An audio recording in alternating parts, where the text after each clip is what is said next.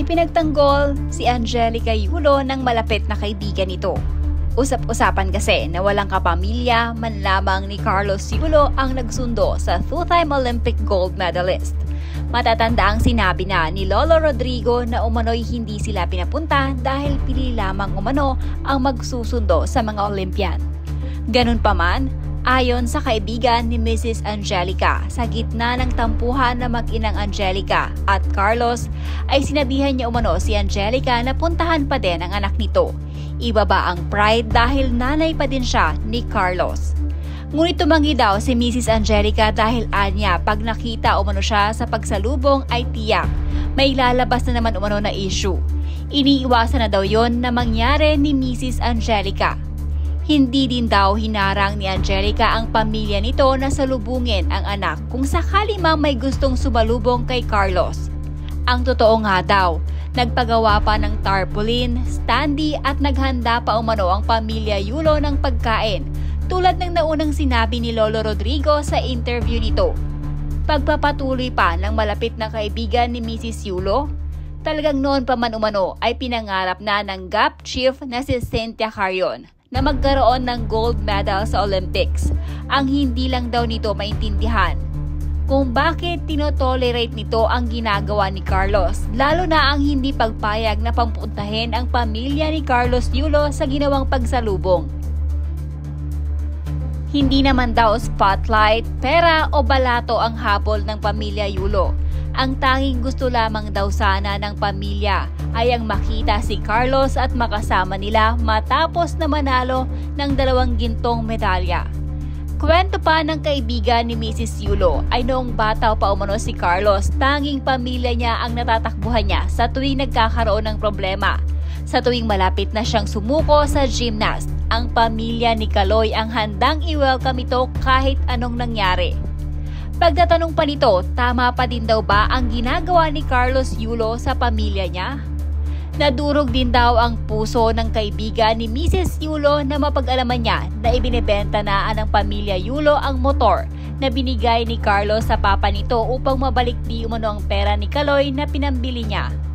Sa huli, sinabi ng kaibigan ni Mrs. Yulo na hanga pa din umano siya sa pamilya Yulo dahil hindi daw nila inagawan ng spotlight ngayon si Kaloy. Heroes welcome.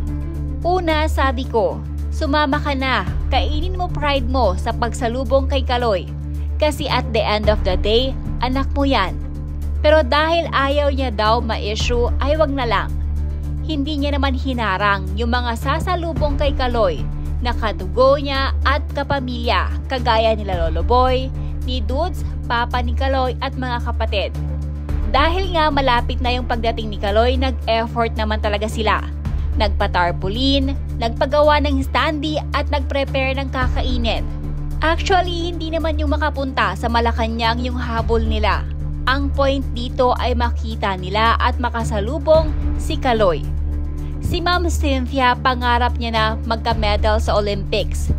Ibinigay naman yung pagkakataon, ang hindi ko lang maisip. Bakit tinotolerate pa yung hindi pag-allow sa any of Kaloy's family member na magpunta ngayon? Hindi spotlight ang habol dito, hindi pera o balato na ibibigay sa kanila, kundi ang mahagkan si Kaloy at makasama after manalo. Nung bata pa siya, sa pamilya niya unang tumatakbo yan kapag napipilayan o nasusugatan. Papa niya nagsusugod sa ospital, pamilya niya nag-aalaga.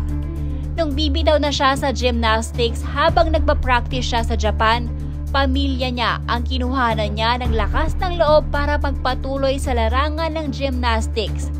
Sila ang handang mag-welcome sa kahit anong mangyari sa anak nila.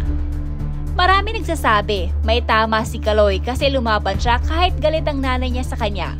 Okay, maaaring tama kayo. Ngayon ba? Tama pa rin ba? Pinaglaban siya ng papa niya kasi nagtitiwala ang papa niya at umaasang may aayos ang lahat. Si Kaloy mismo ang umaayaw sa pamilya niya. Pero Papa Dudes niya ang nandyan para ipalalang, anak, may pamilya ka pa. Magka-medal ka o wala. Nandito kami, lalo na ako. Isa sa nakapagdurog sa akin habang kausap ko sila ay yung motor na binili ni Kaloy sa papa niya ay ibebenta na para maibigay na ang pera kay Kaloy. Sinabi rin ni Lolo Boy na sobra siyang nadismaya na hindi sila kasama. Pero maaga pa lang, bukas pipila na siya, makita niya lang si Kaloy. Gayunpaman, hanga pa rin ako kasi hindi niyo pinagtangka ang agawan ng spotlight si Kaloy ngayon. Mas pinili niyong kimkimin, manood at makita na masaya si Kaloy sa pagkapanalo niya. Hindi na to Japan pa rin, ito ay ama pa rin, Papa Dudes pa rin, pamilya pa rin. Makikita naman na pinusuan ito ni Mrs. Angela. Nag-react din ang mga netizens sa ginawang pagtatanggol ng kaibigan ni Mrs. Yulo sa kanya. Pero kung natalo kaya si Kaloy, may patarp, standee at paprepare din kaya ng food? Mag-e-effort pa din kaya yung pamilya makita siya or mahagkan or makasama siya? Baka kung nagkataon na natalo nga yan si Kaloy, baka nagpa-fiesta yung nanay niyan sa tuwa dahil kinarma. Kahit paanong galit mo sa anak mo, di mo hahayaan na ikaw mismo na magulang lilibakin at ipapahiya mo yung sariling anak mo sa harap ng ibang tao, lalo na sa social media. Kaya di ko talaga masisisiyan si Kaloy, sobrang masama loob niyan sa pamilya niyan. Magkakaayos din yan, hindi lang ngayon, kaya wag kayong magmadali. Gusto nyo kasi agad maging okay na. Fresh pa lahat sa pamilya niyan. Yung mga sinasabi na nasa huli ang pagsisipse, may araw ka din, huwag niyong gustuhin na may mangyaring di maganda kay Kaloy dahil lang sa hindi pa siya nakikipag-ayos sa pamilya niya. May tamang panahon sa lahat ng bagay, huwag niyo na silang pangunahan. Tahimik na ang magkabilang side, huwag niyo na pong dagdagan pa. Lumala ang sitwasyon nila dahil sa mga taong dagdag bawas. Toxic na pag-uugali. Hindi natin alam kung ano mang nararamdaman ng bawat puso nila ngayon. Ang ina ay ina pa din na kahit tiniis niya ang anak niya, nanay pa din yan. Unless kung ipapakita niya talaga na wala na siyang pake sa anak niya. Pero wala din namang anak na kayang magtiis habang buhay. Hahanap at hahanap pa din niya ng totoong nanay. Sabi nga ni Kaloy sa tatay niya, see you soonest. Ibig sabihin may plano pa siya sa pamilya niya. Walang perpektong pamilya. Pray na lang natin sila na magkapatawaran, na di yung dami pang sinasabi ng iba na babagsak ka din lang, Kaloy.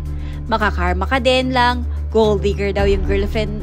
Hindi nga natin hawak sarili nila pag-iisip, lalo na ng plano ng Diyos sa kanila. Kaya wag natin i-judge, dagdagan pa ng madaming salita dahil tamihimik na both sides. Pray for them to heal. Mom knows best. Ina ang unang naniwala sa mga anak. Nagmamotivate, nag-aasikaso, shield sa lahat. Nanay pa din ang nandyan, maging masaya ka man o malungkot. May pera o wala, malusog man o nasa banig ng karamdaman. Nanay pa din ang magiging karamay mo. No one can compare the unconditional love of mom till life after death. Nakakalungkot. Masakit sa magulang, pati mga kapatid for sure apektado. Especially the two younger siblings na inspirasyon na siya. The Goldie and her family may problem din dyan. They tolerated the behavior of the girl na makipagbardagulan sa magulang ng boyfriend niya. May pa-screenshot pa ng convo na ang parents niya making way to calm the rift.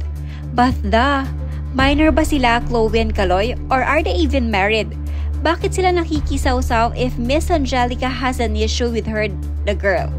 It should be between Chloe and Kaloy na lang. Mag-usap silang dalawa para ma-win ang heart ng mommy ni Kaloy. Money matters should be between Kaloy's family. Di dapat ma-involve si Chloe. May iba ba tayong kultura para sa loob ng pamilya? Bakit may GC pa ang family ni Chloe sa family ni Kaloy? May kanya-kanyang pride yan. Masakit, isa-isang pamilya na turuan mo kung anong dapat gawin.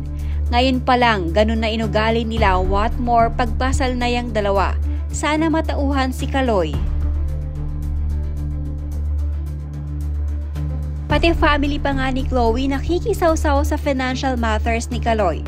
They're like influencing him na mas pinaniwalaan sila pagdating sa pera kesa sa sarili niyang nanay. May pa-GC pa silang nalalaman tapos si Ma'am Angge lang mag-isa doon. Sinisiraan pa nila sa tao kesyo si Ma'am Angge daw nag-left sa group chat. Malamang mag-isa lang siya doon laban sa lahat. Kahit ako yung sa akin mangyari sa GC, isa laban sa lahat, mag-leave na lang kasi wala ring sense i-prove point mo sa group chat kung lahat naman sila nagkakampihan.